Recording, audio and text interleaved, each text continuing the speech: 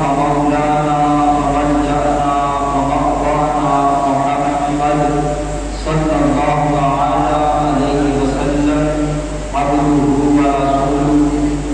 أما بعد فأعوذ بالله من الشيطان الرجيم. بسم الله الرحمن الرحيم. قال الله تبارك وتعالى في شان حبيبه مخبرا وأميرا إن الله وملائكته يصلون على النبي يا أيها الذين آمنوا صلوا عليه وسلموا تسليما. الصلاة والسلام عليك يا سيدي يا رسول الله وعلى آلك وأصحابك يا سيدي يا حبيب الله. تمام ترین رب السماوات والارض کے لیے ہیں اور درود و سلام نبی مکرم نور مجسم شاہ بنی آدم صلی اللہ علیہ وسلم کی ذات اقدس پر ہے. درود و سلام پڑھنے کے ویسے تو بہت ہی زیادہ فضائل و برکات کتب حدیث کے اندر موجود ہیں. ان میں سے چند میں آپ کی خدمت پیش کرتا ہوں.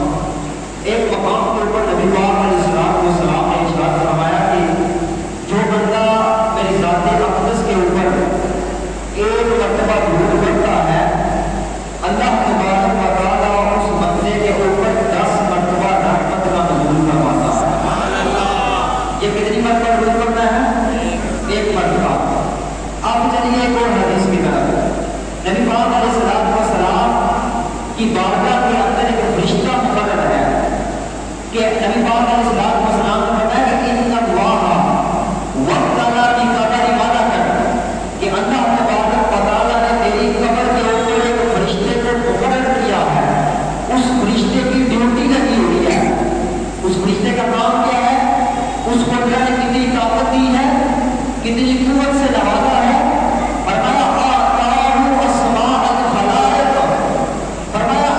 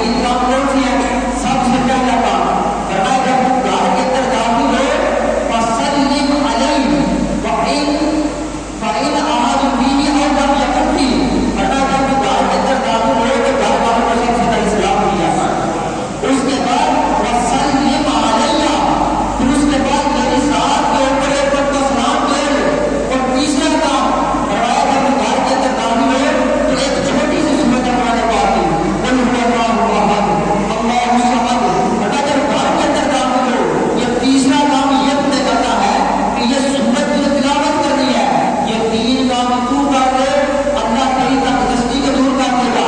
اب وہ جو بچہ آیا تھا وہ اپنے گھر جب لوٹا نا کچھ دن گزرے جب اس نے یہ وظیفہ اختیار کیا عمل کیا، کچھ دنوں کے بعد پھر چٹانے کو پڑھا کے واپس آیا، آپ عرض کرنے لگا یا رسول اللہ آپ نے بڑا رزق عطا فرمایا ہے، پھر اس کو رزق نہیں دیا، وہ کہنے لگا یا رسول اللہ آپ نے مجھے تو رزق دیا ہی ہے، اس وظیفے کی برکت سے رب نے میرے ہمسایوں کو بھی رزق کثیر عطا فرمایا۔ یہ چھوٹا سا وظیفہ ہے، یہ آپ بھی کریں انشاءاللہ، ان حالات میں جو آپ کو ساتھ دے گا۔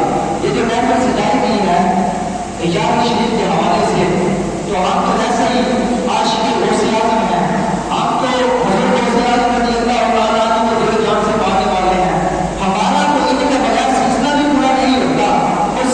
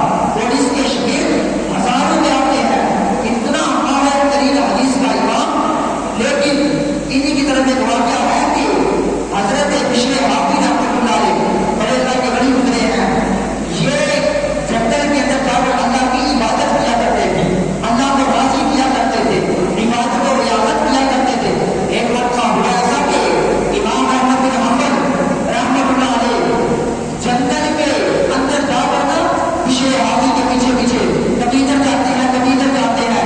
امام احمد بن حنبل کے ہزاروں کے شاگرد تھے, حدیث پڑھتے پڑھاتے تھے. شاگرد کہنے لگے استاد جی آپ کو کیا ہو گیا ہے کہ آپ اتنے بڑے قرآن کے عالم, اتنے بڑے حدیث کے فقیہ اور حدیث کے محدث, حدیث کو جاننے والے بڑے فقیر کے پیچھے جاتے ہیں.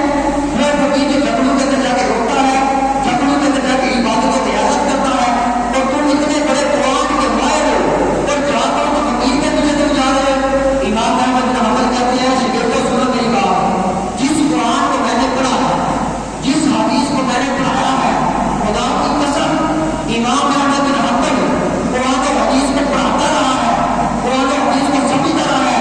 لیکن بات یہ ہے احمد بن حنبل قرآن کو پڑھتا رہا ہے, لیکن جس پچھلے ہاتھی کے پیچھے احمد بن حنبل جنگلوں کے اندر جاتا ہے, رب کائنات کی قسم وہ پچھلے ہاتھی جو ہے, میں نے قرآن کو پڑھا ہے, وہ پچھلے ہاتھی نے قرآن والے رب کی باتوں کو بھی جان دیا ہے.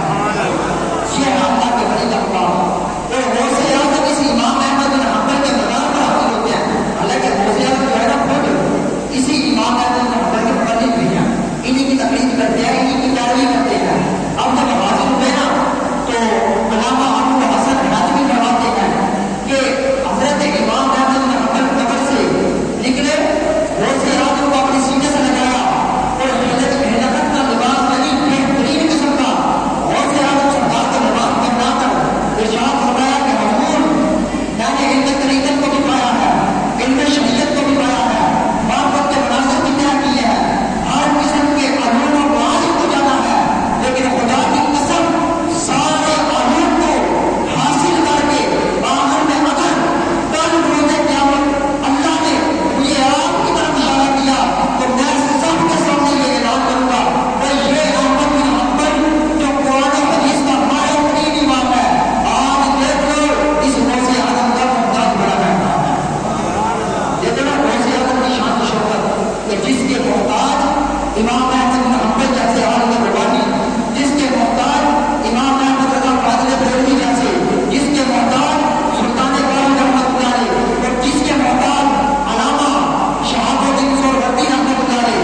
یہ سلسلہ ہے سہروردی, یہ سلسلے کی ابتدا کیسے ہوئی, اس کا پس منظر کیا ہے؟ علامہ شہاب الدین سہروردی رحمۃ اللہ علیہ ابھی 14 یا 15 سال کی عمر تھی, بچپن تھا. ان کے چاچا نے نا ان کو بازو سے پکڑا, غوث اعظم کی بارگاہ میں لے کر